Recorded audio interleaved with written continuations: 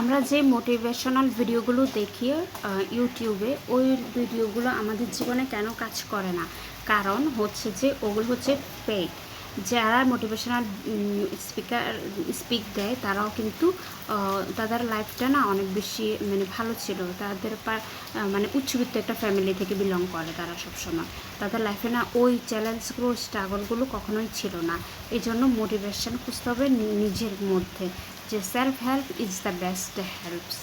Self help করতে পারলে সৃষ্টিকর্তা ইউনিভার্স আমাদেরকে হেল্প করবে। এই জন্য নিজের স্বপ্নটা দেখতে হবে নিজের চোখের লেন্স দিয়ে। স্বপ্নটা পূরণের দায়িত্ব নিজেকে নিতে হবে। হ্যাঁ, কেউ যদি পাশে থাকে আলহামদুলিল্লাহ ভালো, কিন্তু তার ওপর পুরোপুরি ডিপেন্ডিং হয়ে যাওয়া যাবে না। আর ফেক মোটিভেশনগুলো না দেখে, সময় নষ্ট না করে নিজের জেন্ডারটা বুঝতে হবে, যে একজন ম্যান জেন্ডারও কিন্তু একটা সিচুয়েশান, ক্রিটিক্যাল সিচুয়েশানে পড়ে যায় সামাজিক রুল অনুযায়ী। একটা উমেন জেন্ডারও কিন্তু সেমভাবে অনেক ডিসক্রিমিনেশন রুল, অনেক বেশি অসহায়ত্ব, হেল্পলেসের মধ্যে চলে যায়।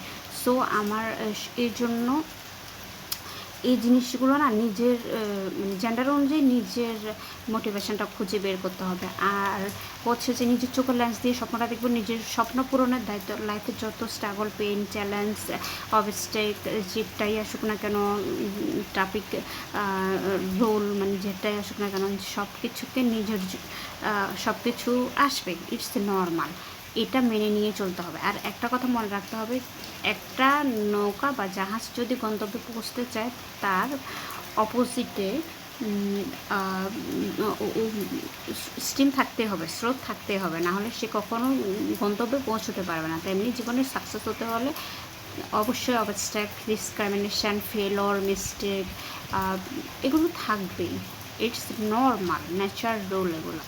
সো তখনই তুমি গন্তব্যে পৌঁছতে পারবে। আর নিজের স্বপ্ন পূরণের দায়িত্বটা অন্যের হাতে দিও না। পাশে থাকলে, যদি সাপোর্ট করে, তাহলে তুমি ভাগ্যবান, তুমি অনেক সহজে এগোতেও পারবে। আর নিজের উপর নির্ভরশীল হতে হবে। আমরা যদি নিজের স্বপ্নটা নিজের চোখ দিয়ে দেখি, নিজের শিরা, উপশিরা, আত্মা, মূল্যবোধ, বিশ্বাস, সব কিছুর বিশ্বাসের মধ্য দিয়ে এগিয়ে নিয়ে যেতে পারি, তাহলে কিন্তু সাকসেস হওয়াটা সম্ভব। আর সাকসেস হওয়ার ক্ষেত্রে একটা জিনিস হচ্ছে যে আমাকে প্যাশন খুঁজতে হবে, যে ও এটা করছে, এটা করছে, আমিও ওইটা করবো ভেড়ার মতো। অবভিয়াসলি কখনোই না। সাকসেসটা খুঁজতে হবে নিজের, মোটিভেশনটা খুঁজতে হবে, প্যাশনটা খুঁজতে হবে নিজের মধ্যে। যেমন আপনি সারা জীবন